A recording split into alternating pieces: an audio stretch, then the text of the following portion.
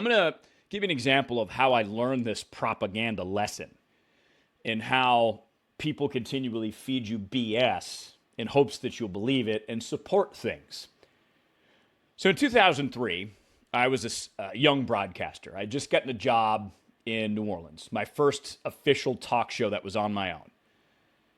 It was right around the time of the Iraq War. And remember, this is a post 9/11 world, so the threat matrix has elevated as the Bush administration has to put out propaganda that they're trying to save us all, and they lied about going into war. Weapons of mass destruction, that whole thing. But see, here's what I learned, because I believed the government at the time. Who wouldn't? I was young. I didn't know any better yet.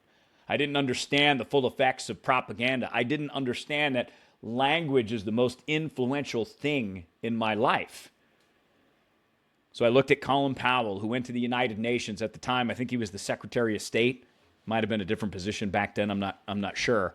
But Colin Powell was regarded as a general, as an honest guy in the room, trustworthy, made the right decisions.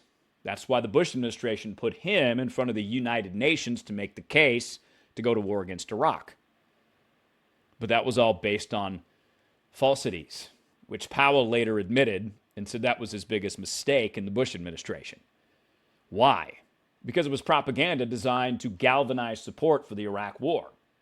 And politicians get behind it because the popular sentiment went that way. At the time, if I remember correctly, call it September 2003, call it October 2003, support for the war was 70%, right? Because we're still in that post 9/11 mindset. And politicians, the only thing they care about is not losing an election.